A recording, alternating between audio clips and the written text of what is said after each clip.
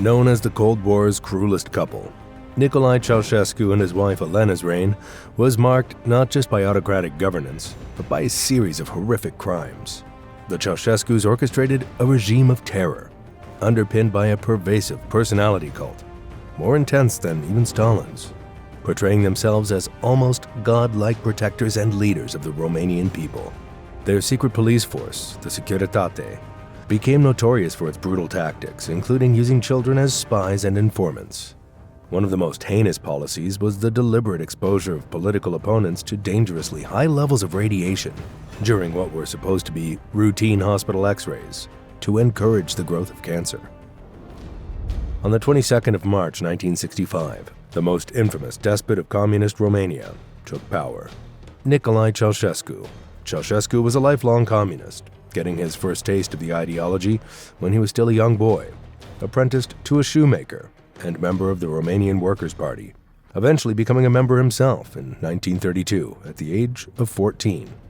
Within only a few years, he had been arrested dozens of times for his activities with the party and had traveled all over the country. He became a personal friend and protege of Gheorghe Dej, leader of the Workers' Party, giving him substantial power. After the death of Gheorghe Dej, Ceaușescu was elected as the General Secretary. Thus began his two-decade reign. But Ceaușescu was not alone in his crimes. In 1939, he met Elena Petrescu, a fellow member of the Workers' Party. He was instantly infatuated with her, and they were married in 1946. She rose to power after Ceaușescu was elected General Secretary, where she became an influential political figure in her own right, as the First Lady of Romania. By 1967, Ceaușescu had secured his place as the most powerful man in Romania, after becoming the president of the State Council. He was a popular figure both at home and abroad during his early years in power. He openly opposed the Soviet Union in his foreign policy. He spoke out about the Soviet invasion of Czechoslovakia, and whilst remaining an official member of the Warsaw Pact, Romania's active participation ended. He wished Romania to become a great power and an influential nation, and knew cooperation with the Western world was necessary for this.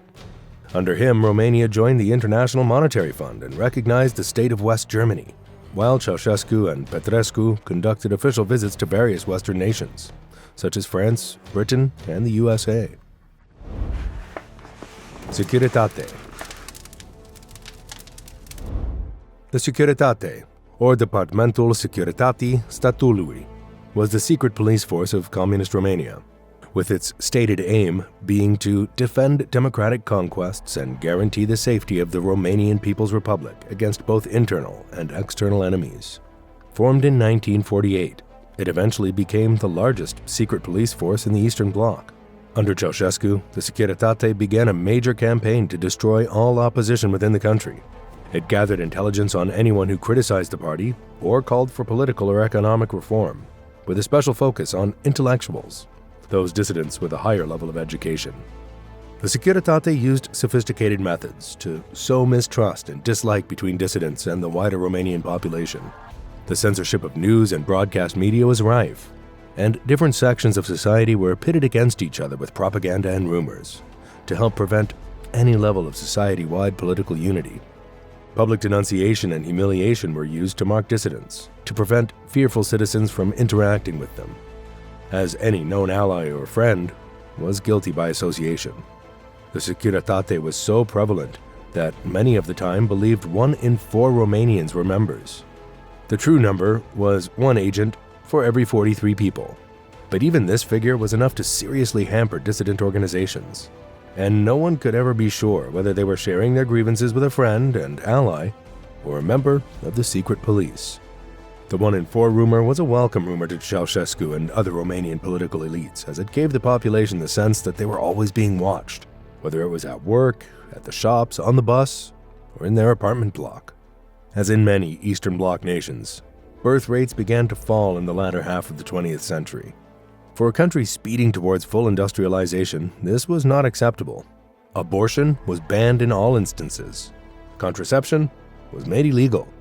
Women were subject to legally mandated routine pregnancy tests, and couples were taxed extra if they were childless, and even subject to legal discrimination.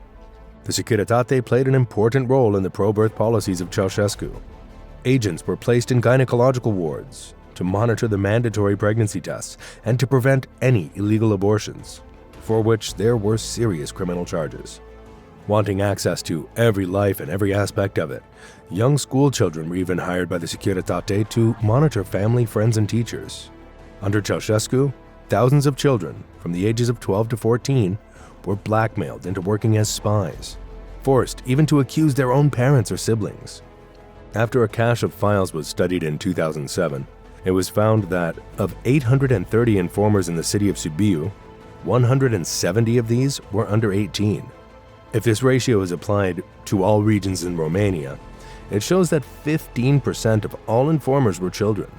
The Securitate was mostly interested in popular children and members of school clubs, as they interacted with many different people within the school, such as different teachers, sports coaches, and children from other classes.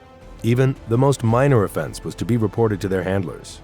If their parents listened to Western radio stations, their teachers made jokes about Ceaușescu or anyone had contact with foreigners. The Securitate played a large part in preventing and punishing labor disputes, such as at the Jiu Valley miners' strike of 1977. Disability pensions for miners were revoked, and the retirement age was raised from 50 to 55. 35,000 workers from the Jiu Valley mines refused to work and were soon joined by disgruntled workers from other nearby mines. The striking miners demanded Ceaușescu come to see them in person, and only received a promise to that effect after members of the Politburo were pelted with food scraps and shouted at, and backed into a corner by the angry crowd. Local informers and members of the Securitate were mixed in with the crowd to prevent any planned violence taking the authorities by surprise. Ceaușescu arrived the next day and gave a 5-hour speech amongst a sea of heckling and insults, eventually threatening the miners that, if you do not go back to work, we'll have to stop pussyfooting around. Promises were made regarding a 6-hour workday and the construction of new factories, promises which he never intended to keep. Immediately following the strike, the Securitate and local police began rounding up the worst offenders. Many were sentenced to between 2 and 5 years of forced labor, often far away from their families, whilst those seen as especially rebellious were taken to the Petroșani Securitate building, where they faced interrogation and torture. Over the next few months, the organizers of the strike disappeared, either killed or imprisoned. Despite the raising of the pension age, 4,000 miners were fired, while others were sent to work at other mines. 15 were forcefully taken to psychiatric hospitals due to supposed mental issues. The Securitate had even carried out covert long-term assassinations on the strike leaders, so covert they were unknown even to the victims, as they were ordered to the hospital and given 5-minute-long x-rays to encourage the growth of cancer. The genius of the Carpathians and mother of the nation. A personality cult was built around Nicolae and Elena, even more pervasive than that of Stalin. Nicolae was not depicted merely as a head of state implementing Marxism-Leninism. He was portrayed as a political theoretician in his own right, and as if he and he alone was the reason for Romanians' success. He was adorned with all sorts of grandiose titles, such as visionary architect of the nation's future and guarantor of the nation's progress and independence. Almost divine terms were used to describe him in Romanian media, like celestial body, morning star, and even secular god. There were strict regulations regarding his portrayal in photographs and videos, such as his short stature not being obvious. In one instance, a producer was banned from broadcast for 3 months after he aired footage of Ceaușescu stuttering. Elena too wished to be admired, and even perhaps loved or feared, on both the domestic and international stage. She was inspired to be more than a mere first lady by Jiang Qing, wife of Mao Zedong, whom she met on a state visit in 1971. She soon became second in power only to her husband, and was a member of many organs of the Communist Party. Elena wished to be seen as an academic and as a frontrunner of modern science. Her words were published in scientific journals under the name Professor Dr. Engineer Elena Ceausescu, and even patents were filed in her name. She came to preside over all scientific research in Romania as chair of the National Council for Science and Technology, and eventually oversaw all scientific research within Romania, even though, as one of the scientists at the Romanian Institute for Chemistry discovered, she did not even know simple chemistry. The Revolution of 1989. The reign of the Ceausescus came to an end in December 1989. The country had been suffering from austerity since 1981 due to the efforts to pay off all its foreign debts.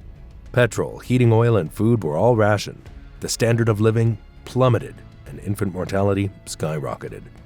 In 1987, Romania succeeded in erasing all foreign debt, a considerable victory for Ceausescu. But this did not result in an improvement in living standards. The downfall of not only Ceausescu, but the communist regime as a whole, began in the city of Timișoara after the attempted eviction of an outspoken ethnic Hungarian priest. Large crowds gathered to protect his home and prevent agents from evicting him. The incident soon grew into full-blown civil unrest, with mass strikes and protests. Unable to get the workers to return to work, workers from the neighboring province of Oltenia were brought in, who ended up joining the protest in solidarity. News of the uprising was absent from Romanian media, but Romanians outside of Timișoara learned of it from Western radio stations such as Radio Free Europe. The uprising soon spread to other cities, and a mass demonstration was organized in Bucharest. Ceausescu addressed the large gathering, promising higher wages and pensions. He spoke for some time, declaring the unrest in Timișoara as the result of foreign imperialist interference.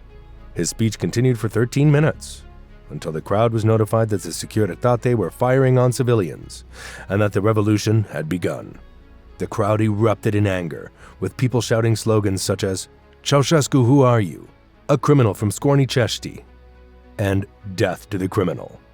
Bucharest became a war zone. Protesters were beaten by police, sprayed with high-pressure water cannons by firefighters, and shot at by soldiers and members of the Securitate.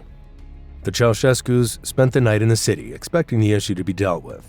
But the following day, thousands of workers from outside of Bucharest traveled to the city en masse, making easy work of the blockades. Soon, the police and army had joined the protesters, with only the Securitate remaining to fight them. After days of street fighting, the Ceausescus fled the city by helicopter, barely escaping the baying mob.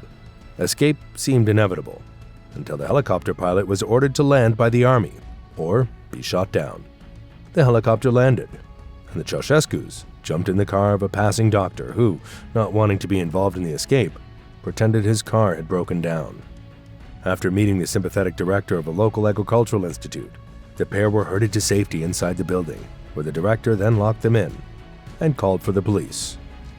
The couple were tried at the Extraordinary Military Tribunal on the 25th of December on charges of genocide.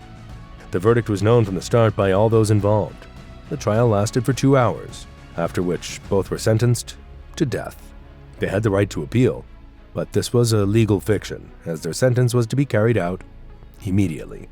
They were executed by firing squad, with their trial and their bloodied bodies following the execution broadcast immediately in Romania and elsewhere. Over the 4 days of the quick but bloody revolution, around 7,000 people died. Many of these deaths were the result of confusion, as soldiers and police sent in from outside the city were told they were confronting terrorists, and as different factions, such as the Patriotic Guardsmen, Army, Militia, and others, did not know who was on their side and who was not. Communism would soon come to crumble in all of Europe, as the Soviet Union and other members of the Eastern Bloc collapsed. But Romania would be the only nation to overthrow its communist regime with a violent revolution.